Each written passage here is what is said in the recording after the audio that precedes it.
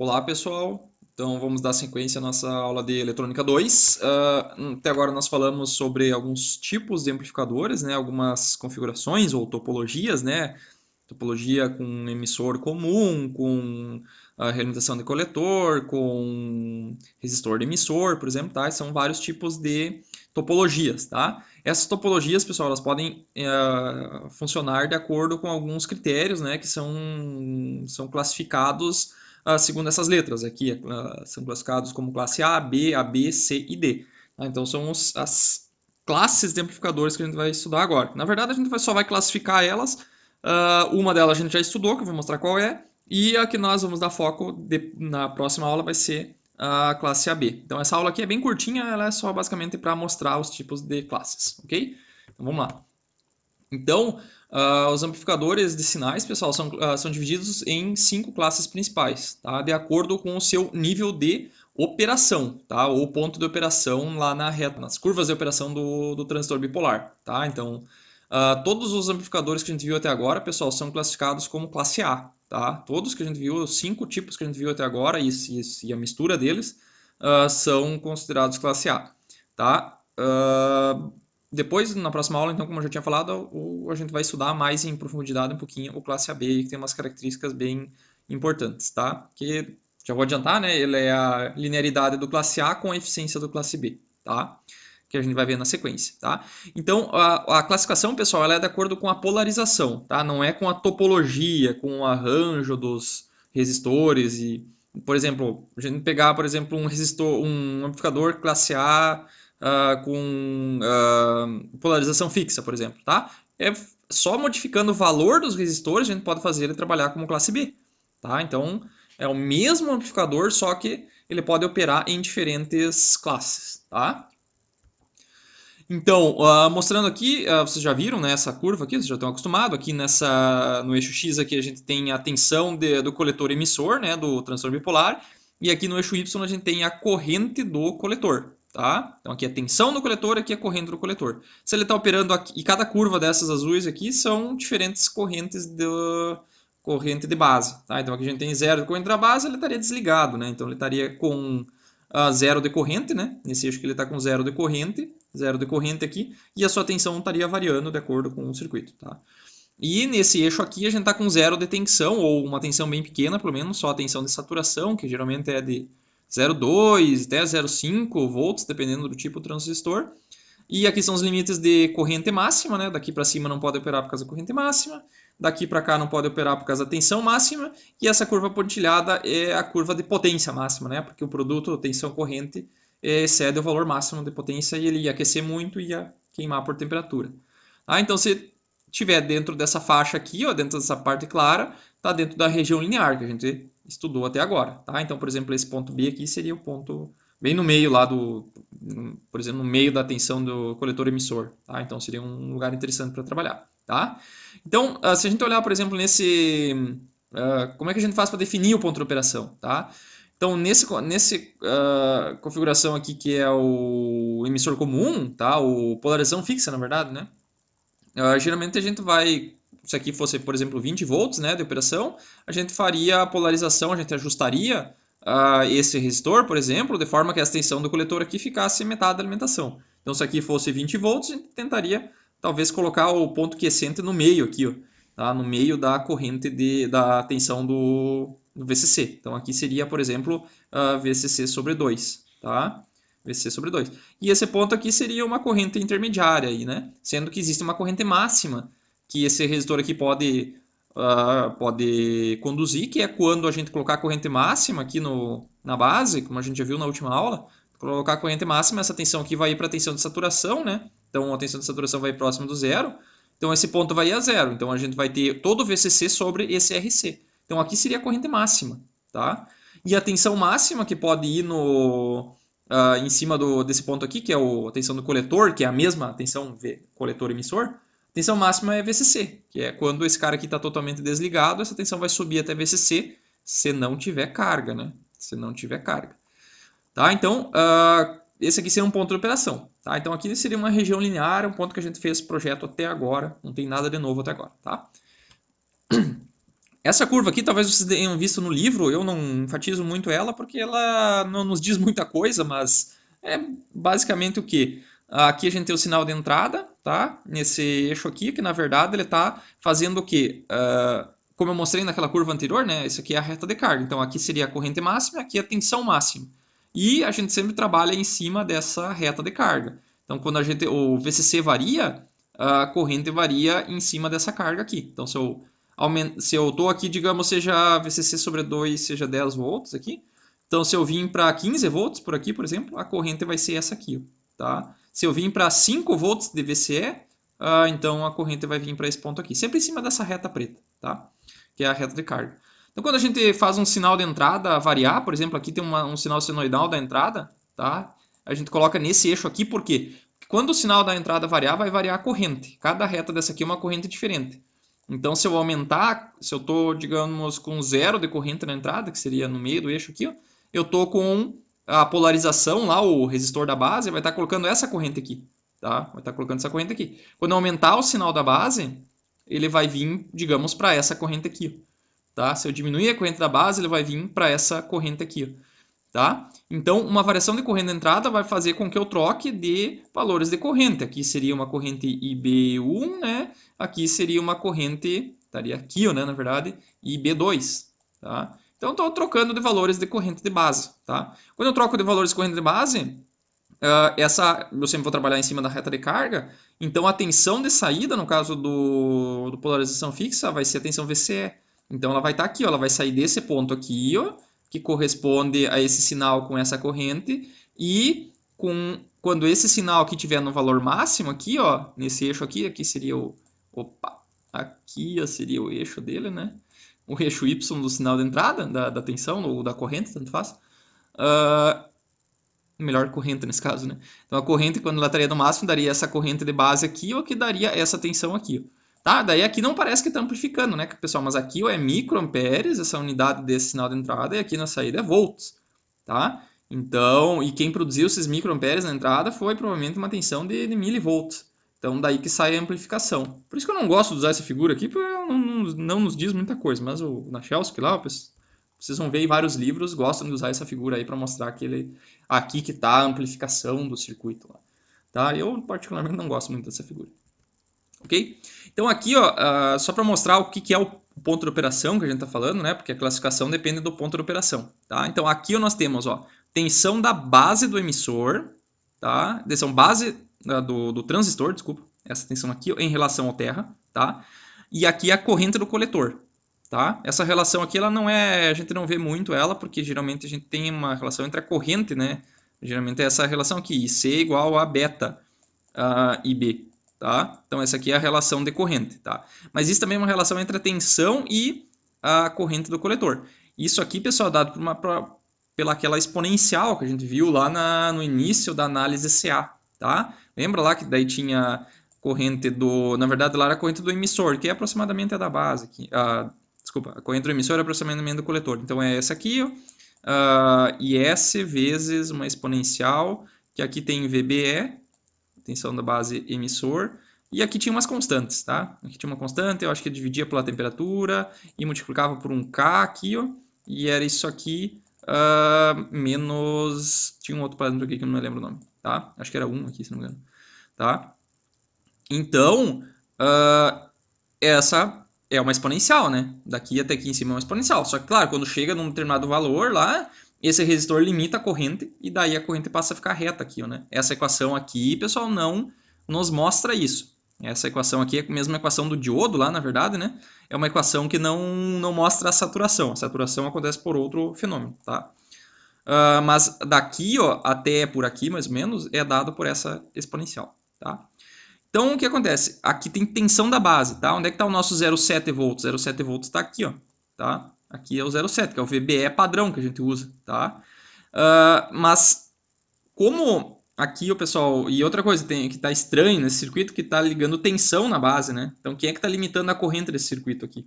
Quem está limitando a corrente desse circuito é o beta RE, tá? Porque isso aqui eu tenho uma parcela CA aqui, ó, tá? Então, essa parcela CA vai aparecer em cima do beta RE. Como aqui tem uma tensão de 0,7, que é a queda padrão, esse VDC aqui é 0,7. tá? E daí você coloca em cima desse 0,7 uma variação de tensão CA. Tá? Então, em vez de botar todo um circuito de polarização com o resistor da base, aqui eu coloco essa tensão VCA, VAC, desculpa, que vai causar uma corrente nesse resistor da base. Tá? Então, na prática, pessoal, o que acontece é que ele vai, quando a gente está trabalhando naqueles amplificadores que a gente viu até agora, naqueles 5 lá, a gente está trabalhando na região linear. Tá? O que é a região linear? Que é essa região por aqui. Ó. Vocês estão vendo que a relação entre a tensão da base e a corrente do coletor, ela é praticamente uma reta. Tá? Praticamente uma reta aqui. Por isso que eles são os amplificadores chamados de classe A. Tá? São todos amplificadores de classe A, porque são amplificadores lineares. Então, o que acontece se eu diminuir muito a tensão da base? Se eu diminuir muito a tensão da base, vai chegar um ponto que eu vou diminuir tanto aqui, aqui, e primeiro ele vai começar a ficar não linear, tá? Então vai ficar não linear. E segundo que se eu baixar muito a tensão aqui, ele vai pegar, vai desligar o coletor, tá? Então, na prática, essa tensão aqui, ó, pessoal, é causada pelo, aqui teria, por exemplo, o sinal de entrada, aqui, vou só desenhar por cima aqui o resistor de polarização. Então ficaria esse cara aqui, ó, e aqui teria um capacitor, e aqui teria uma tensão alternada, né? Então essa tensão alternada aqui, nesse amplificador aqui, que ele tem um ganho de 300, 400, né? Então essa tensão aqui é na ordem de milivolts, tá? Então aqui vou ter 10 milivolts, que nem era a maioria daqueles exemplos lá, né? Então aqui vai ter uma variaçãozinha bem pequena, imposta aqui, que vai aparecer aqui, ó, tá? Porque o capacitor vira um curto. Então aqui eu vou ter uma variação de alguns volts em cima nesse eixo aqui, né? Lembrando que aqui não é tempo, tá, pessoal? Aqui é tensão. Então ó, a tensão vai variar aqui, ó, tá? Então eu teria um sinal entrando aqui, ó, tá? E ele vai lá e ele vai excursionar em cima dessa curva, que vai produzir uma variação lá, ó, tá? Então a corrente do coletor vai fazer isso aqui, entende? Então se eu colocar uma amplitude muito grande, tá? Muito grande, o que vai acontecer? Esse cara aqui, ou desculpa, posso botar uma polarização não tão boa, assim, colocar muito pouca corrente aqui, ó, e essa amplitude for muito grande, vai chegar num ponto que ele vai chegar aqui e vai começar a desligar o transistor, tá? Ele vai chegar aqui e vai começar a desligar. Então, se eu polarizar em torno de um ponto linear aqui, ó, ele vai ser classificado como classe A, tá? Se eu fazer com que esse transistor nessa região de baixo aqui, ó, vem até um ponto que ele quase desliga aqui, ó, ele vai ser classificado como classe AB. E quanto mais ele desligar aqui, mais para baixo nessa classe ele vai.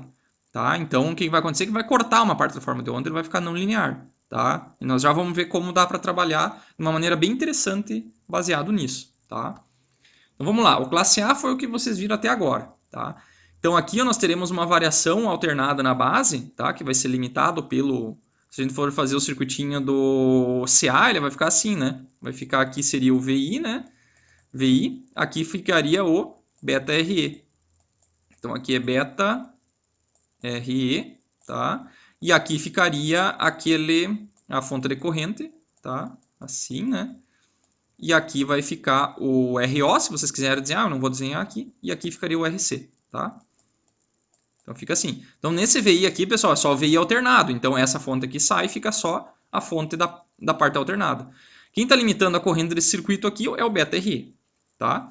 Então se a gente fizer isso, pessoal, a corrente que está descendo pelo coletor aqui, ó, pessoal, que vai ser proporcional à tensão nesse ponto aqui, que seria a saída, né? O VC vai ser o quê? Vai ser VCC menos RC vezes a corrente do coletor. Tá? Então aqui quem está sendo desenhado é a corrente do coletor, que vai só ser vezes o resistor e inverte aqui para inverter a fase. Né?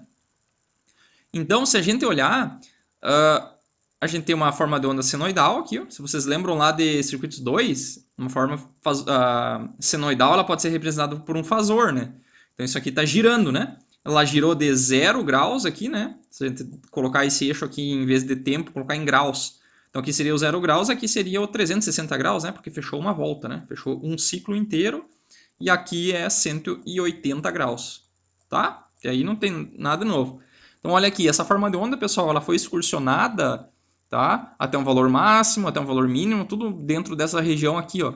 Essa região linear aqui, ó. Dentro dessa excursão aqui, ó, ela excursionou os 360 graus perfeito, tá? Perfeitamente. Então, se você tiver uma configuração com um transistor e ela excursionar os 360 graus aqui, ó, isso aqui é um classe A, tá? Então, isso é a polarização do transistor como classe A, tá? Então vocês já sabiam que era classe A, só não sabiam o nome dele, tá? Então isso aqui é um classe A.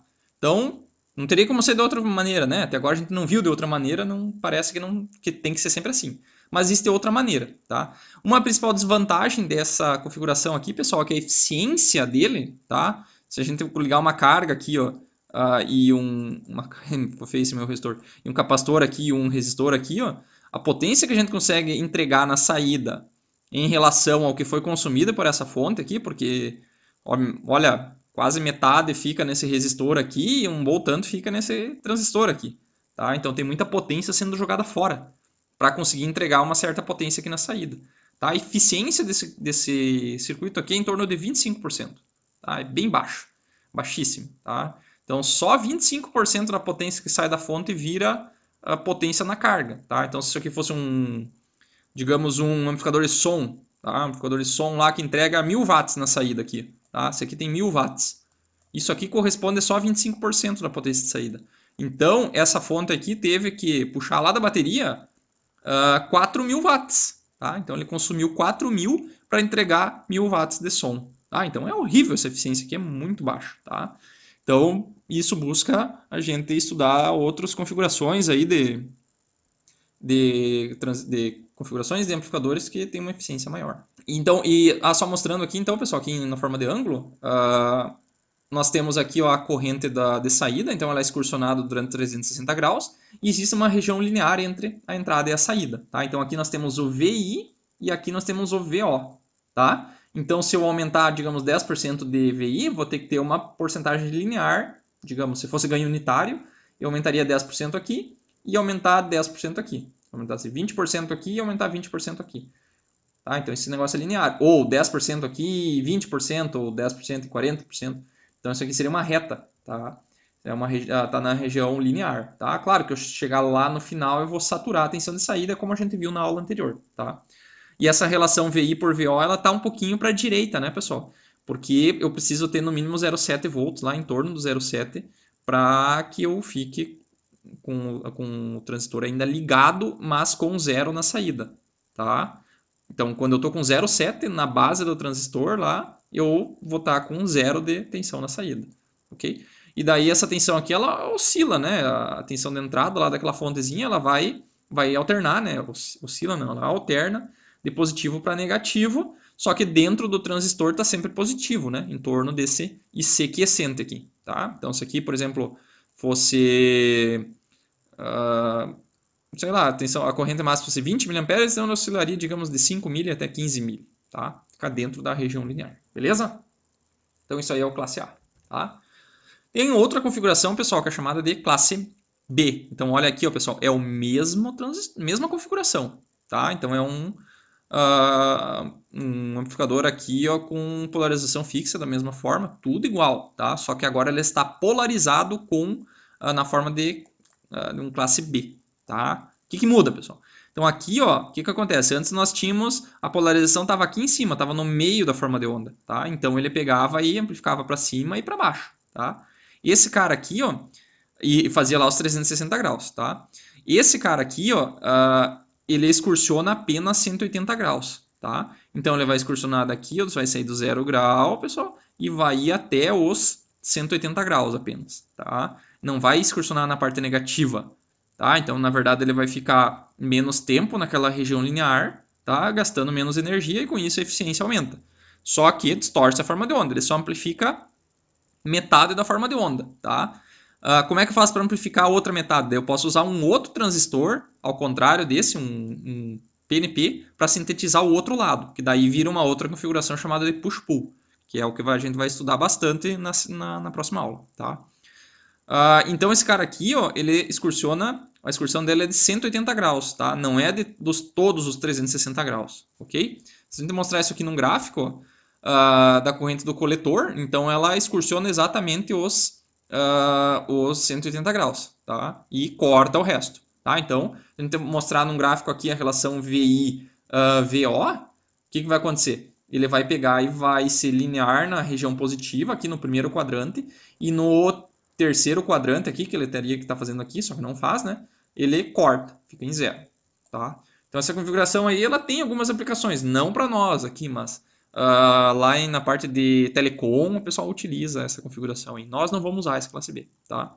Então ela é interessante só para sintetizar metade da forma de onda, tá?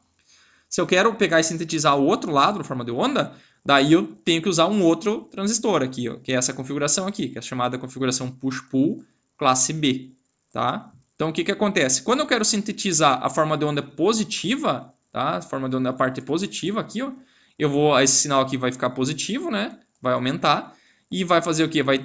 A corrente vai passar por aqui, ó, e daí vai descer beta e B aqui, ó, tá?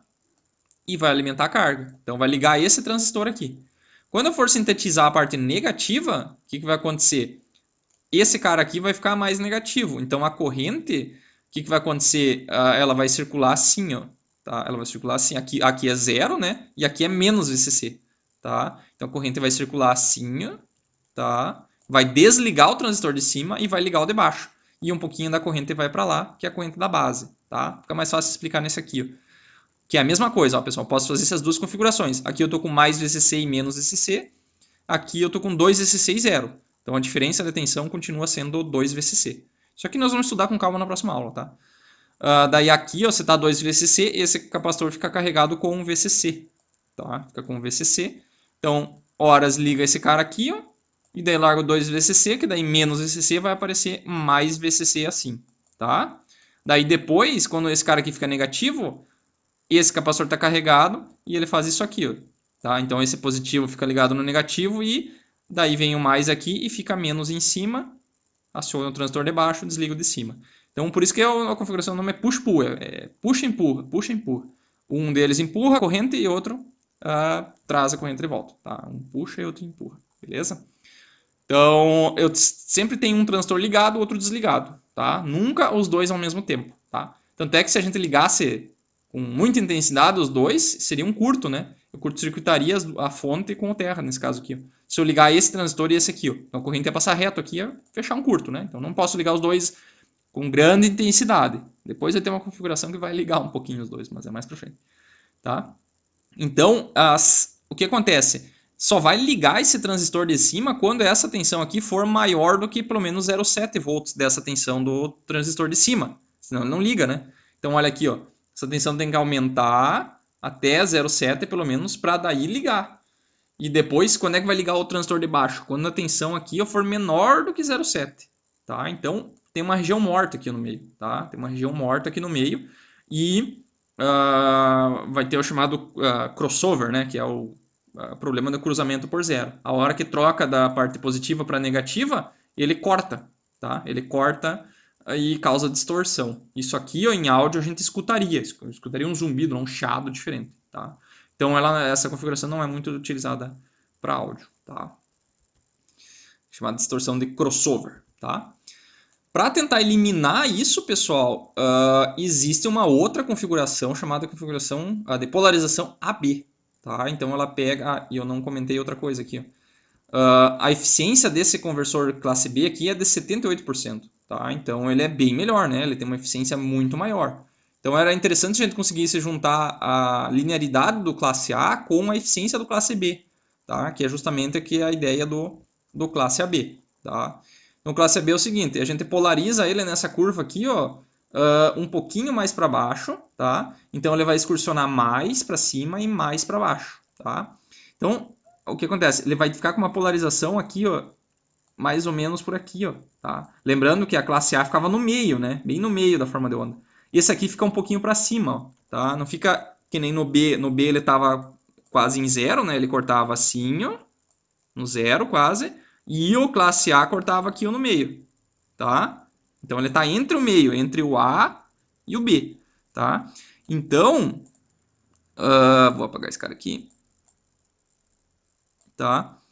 Então o que acontece? Esse cara aí, como ele pega e tem um certo nível de offset aqui, ó, pessoal, tá? Então a corrente, isso aqui é como se fosse a corrente de polarização dele, tá? Ela não está na metade, mas também não está em zero, tá um pouquinho deslocada abaixo. Então, na prática, pessoal, ele conduz por um pouquinho mais do que 180 graus, tá? Porque daí o 180 graus seria aqui, ó, tá? Aqui é 0 grau aqui é 180 graus, mas ele ainda está conduzindo depois do 180, tá? Então ele conduz um pouquinho mais, tá? E aqui de novo, então ele repete, tá? Então a diferença é que ele vai ter um nível de polarização um pouquinho maior do que o B e menor do que o A.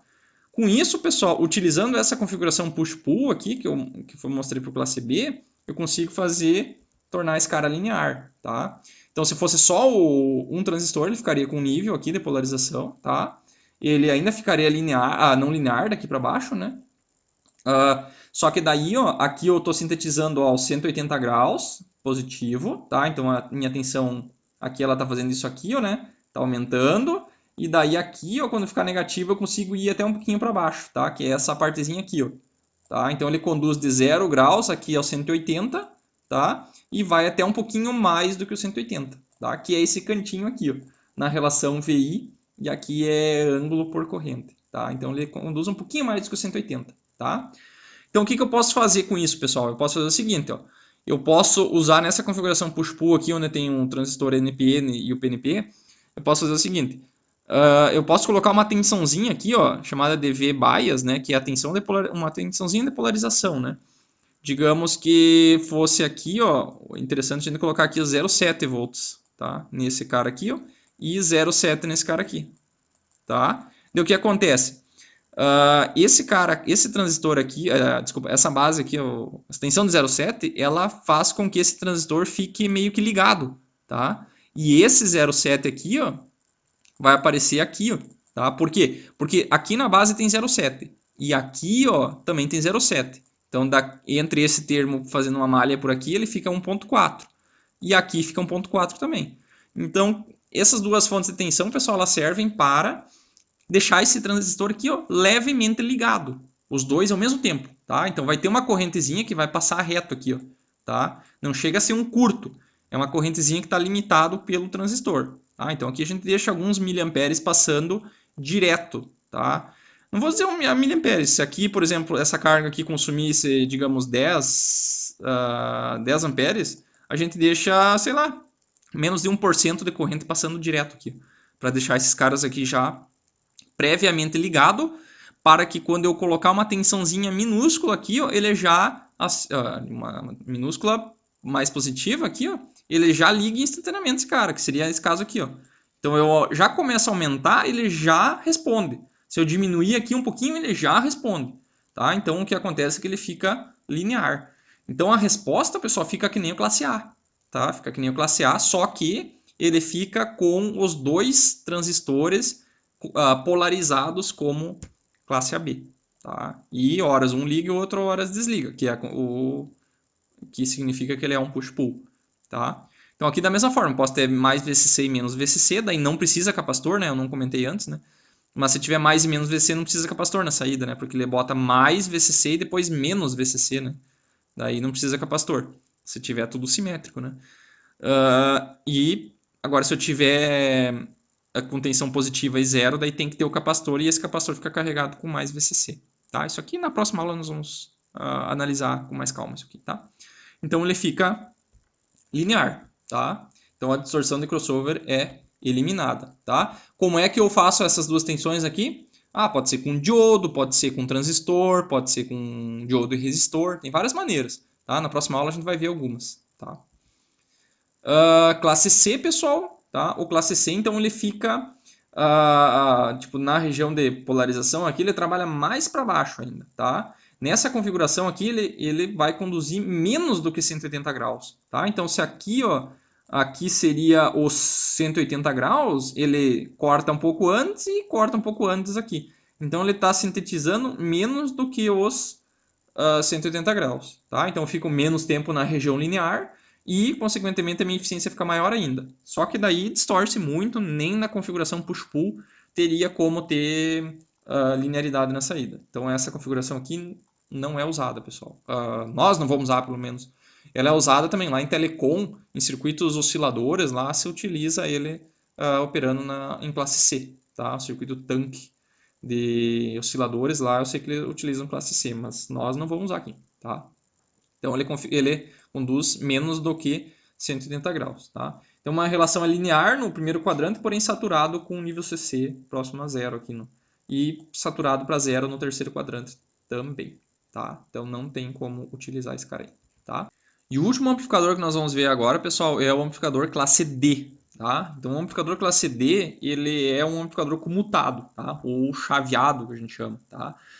Seus transistores, então, eles operam sempre na região de corte e saturação, tá? E a tensão de saída é pulsada, tá? Então, nós temos aqui um sinal de entrada, tá? De baixa amplitude, e nós queremos um sinal senoidal de alta amplitude na saída, tá?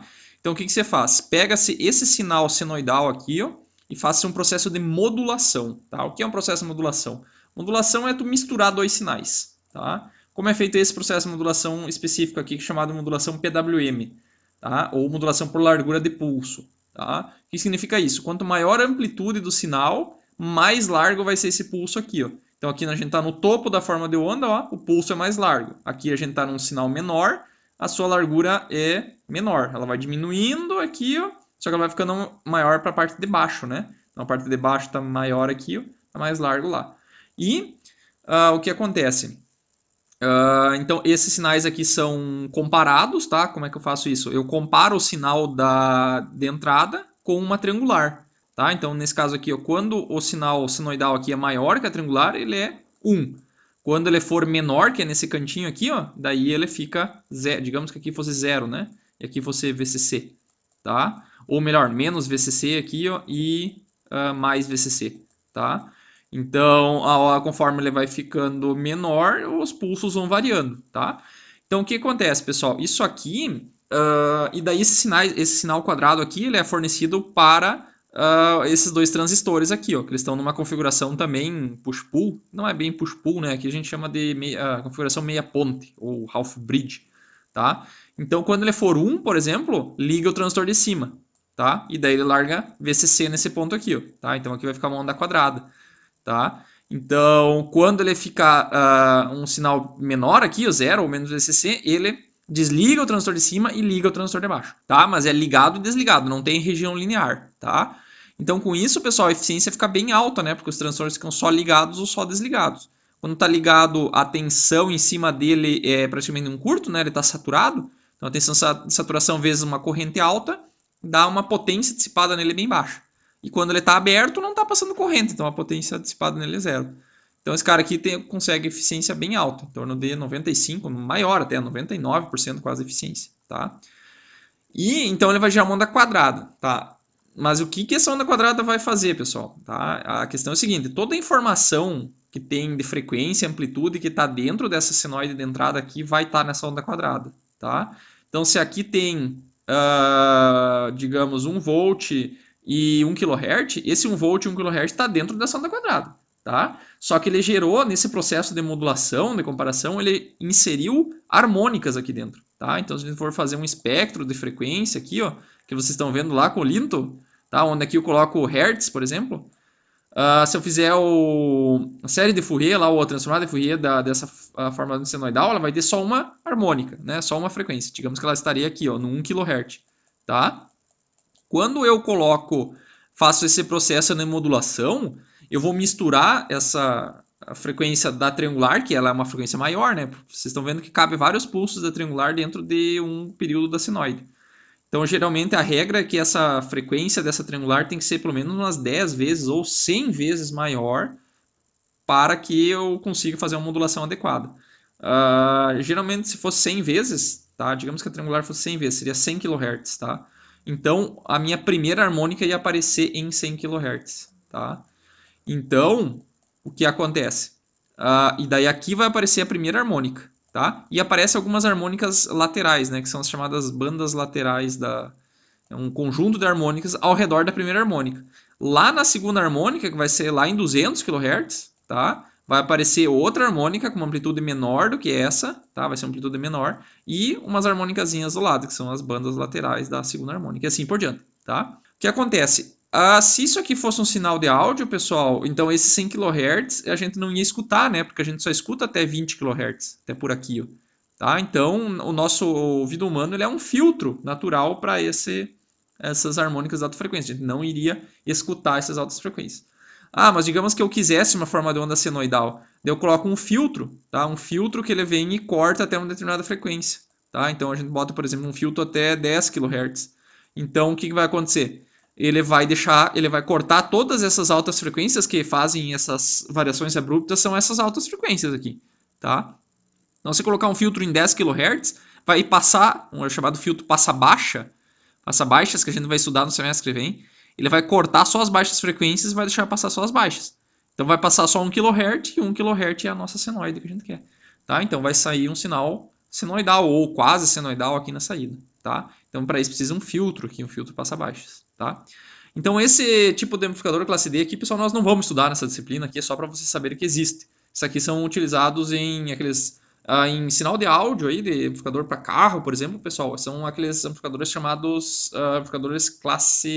amplificadores digitais, tá? São os amplificadores digitais, são amplificadores bem pequenininhos, mas que conseguem fornecer potências bem altas, sei lá, 100 watts, 1000 watts, com um tamanho bem pequeno, tá? Se comparado com o amplificador classe AB, por exemplo, que como ele tem uma eficiência um pouco menor, ele precisa de mais dissipadores, tá? Então aqui, como o amplificador tem uma eficiência maior, o meu dissipador de potência que vai nesses dissipador de calor que vai nesses transistores de potência aqui, eles são menores. Então todo amplificador é menor. Tá? Então eficiência, pessoal, ganho de eficiência também vira ganho de diminuição de peso, né, do meu amplificador. Quanto mais eficiente, menos dissipador eu vou precisar, tá? Então isso aqui vocês vão ver lá em eletrônica de potência, vocês vão ver alguma coisa desse tipo aqui, tá?